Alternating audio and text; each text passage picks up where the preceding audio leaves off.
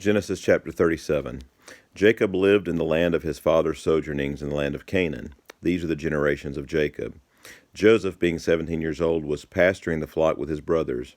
He was a boy with the sons of Bilhah and Zilpah, his father's wives, and Joseph brought a bad report of them to their father.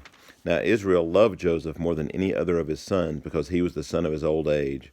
And he made him a robe of many colors. But when his brothers saw that their father loved him more than all his brothers, they hated him and could not speak peacefully to him. Now Joseph had a dream, and when he told it to his brothers, they hated him even more. He said to them, "Hear this dream that I have dreamed. Behold, we were binding sheaves in the field, and behold, my sheaf arose and stood upright. And behold, your sheaves gathered around it and bowed down to my sheaf." His brother said to him, "Are you indeed to reign over us, or are you indeed to rule over us?" So they hated him even more for his dreams and for his words. Then he dreamed another dream and told it to his brothers and said, "Behold, I have dreamed another dream. Behold, the sun, the moon, and 11 stars were bowing down to me." But when he told it to his father and to his brothers, his father rebuked him and said to him, "What is this dream that you have dreamed? Shall I and your mother and your brothers indeed come to bow ourselves to the ground before you?" And his brothers were jealous of him, but his father kept the saying in mind. Now his brothers went to pasture their father's flock near Shechem. And Israel said to Joseph, "Are not your brothers pasturing the flock at Shechem? Come, I will send you to them." And he said to him, "Here I am." So he said to him, Now go now, see if it is well with your brothers and with the flock, and bring me word." So he sent him from the valley of Hebron, and he came to Shechem. And a man found him wandering in the fields, and the man asked him, "What are you seeking?" "I am seeking my brothers," he said. "Tell me, please, where they are pasturing the flock." And the man said, "They have gone away, for I heard them say, 'Let us go to Dothan.'" So Joseph went after his brothers and found them at Dothan. They saw him from afar, and before he came near to them, they conspired against him to kill him. They said to one another, Here comes this dreamer. Come now, let us kill him and throw him into one of the pits. Then we will say that a fierce animal has devoured him, and we will see what will become of his dreams." But when Reuben heard it, he rescued him out of their hands, saying, "Let us not take his life." And Reuben said to them, "Shed no blood. Throw him into this pit here in the wilderness, but do not lay a hand on him, that he might rescue him out of their hand to restore him to his father." So when Joseph came to his brothers, they stripped him of his robe, the robe of many colors that he wore, and they took him and threw him into a pit. The pit was empty, there was no water in it. Then they sat down to eat, and looking up they saw a caravan of Ishmaelites coming from Gilead with their camels bearing gum, balm, and myrrh on their way to carry it down to Egypt. Then Judah said to his brothers, "What profit is it if we kill our brother and conceal his blood? Come, let us sell him to the Ishmaelites, and let not our hand be upon him, for he is our brother, our own flesh." And his brothers listened to him. Then Midianite traders passed by, and they drew Joseph up and lifted him out of the pit, and sold him to the Ishmaelites for 20 shekels of silver. They took Joseph to Egypt. When Reuben returned to the pit and saw that Joseph was not in the pit, he tore his clothes and returned to his brothers and said, "The boy is gone, and I, where shall I go?" Then they took Joseph's robe and slaughtered a goat and dipped the robe in the blood. And they sent the robe of many colors and brought it to their father and said, "This we have found. Please identify whether it is your son's robe or not."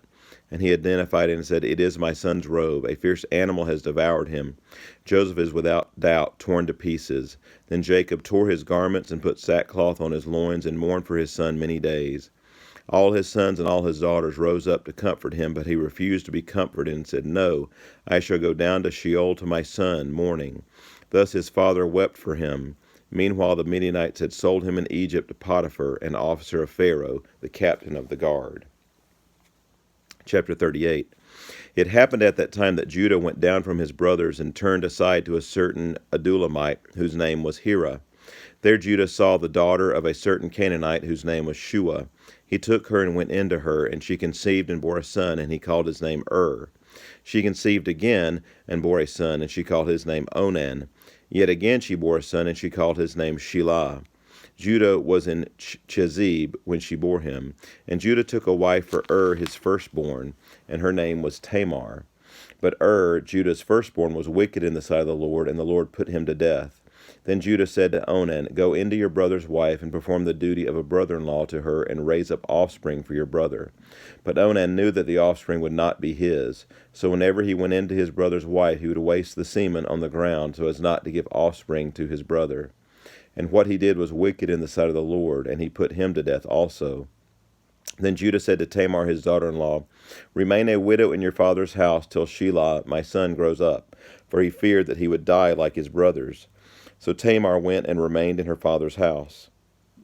In the course of time the wife of Judah, Shua's daughter, died. When Judah was comforted, he went up to Timnah to his sheep shearers, he and his friend Hira the Adullamite. And when Tamar was told, Your father-in-law is going up to Timnah to shear his sheep, she took off her widow's garments and covered herself with a veil, wrapping herself up, and sat at the entrance to Enaim, which is on the road to Timnah. For she saw that Shelah was grown up, and she had not been given him to him in marriage.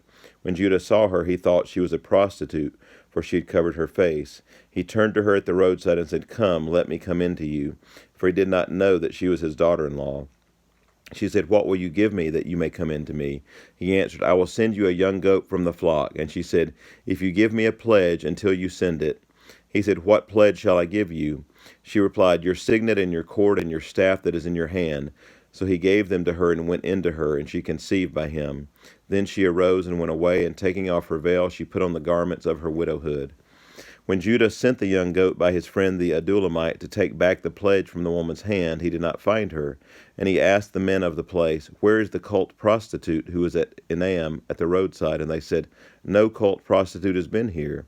So he returned to Judah and said, I have not found her. Also the men of the place said, No cult prostitute has been here. And Judah replied, Let her keep the things as her own, or we shall be laughed at. You see, I sent this young goat, and you did not find her.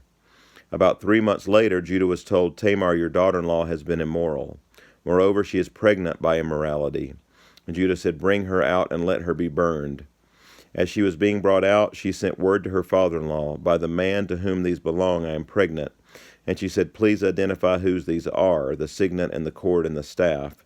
Then Judah identified them and said, She is more righteous than I, since I did not give her to my son Shelah. And he did not know her again. When the time of her labor came, there were twins in her womb. And when she was in labor, one put out a hand, and the midwife took and tied a scarlet thread on his hand, saying, This one came out first. But as he drew back his hand, behold, his brother came out. And she said, What a breach you have made for yourself. Therefore his name was called Perez. Afterward his brother came out with a scarlet thread on his hand, and his name was called Zerah. Chapter 39. Now Joseph had been brought down to Egypt, and Potiphar, an officer of Pharaoh, the captain of the guard, an Egyptian, had bought him from the Ishmaelites who had brought him down there. The Lord was with Joseph, and he became a successful man, and he was in the house of his Egyptian master. His master saw that the Lord was with him, and that the Lord caused all that he did to succeed in his hands. So Joseph found favor in all his sight, and attended him, and he made him overseer of his house, and put him in charge of all that he had. From the time that he made him overseer in his house and over all that he had, the Lord blessed the Egyptian's house for Joseph's sake. The blessing of the Lord was on all that he had, in house and field. So he left all that he had in Joseph's charge, and because of him he had no concern about anything but the food he ate. Now Joseph was handsome in form and appearance, and after a time his master's wife cast her eyes on Joseph and said, Lie with me. But he refused and said to his master's wife, Behold, because of me my master has no concern about anything in the house, and he has put everything that he has in my charge. He is not greater in this house than I, nor has he kept anything back from me except yourself, because you are his wife. How then can I do this great wickedness and sin against God? And as he spoke to Joseph day after day, he would not listen to her, to lie beside her, or to be with her. But one day when he went into the house to do his work, and none of the men of the house was there in the house, she caught him by his garment, saying, Lie with me. But he left his garment in her hand, and fled, and got out of the house. And as soon as she saw that he had left his garment in her hand, and had fled out of the house, she called to the men of her household, and said to them, See, he has brought among us a Hebrew to laugh at us. He came in to me to lie with me, and I cried out with a loud voice.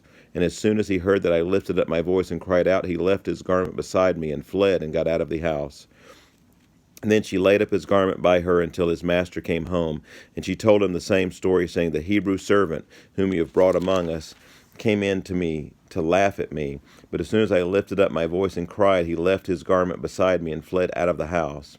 As soon as his master heard the words that his wife spoke to him, "This is the way your servant treated me," his anger was kindled. And Joseph's master took him and put him into the prison, the place where the king's prisoners were confined, and he was there in prison. But the Lord was with Joseph and showed him steadfast love and gave him favor in the sight of the keeper of the prison. And the keeper of the prison put Joseph in charge of all the prisoners who were in the prison. Whatever was done there, he was the one who did it.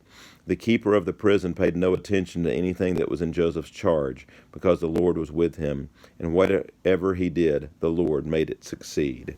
This concludes chapter 39.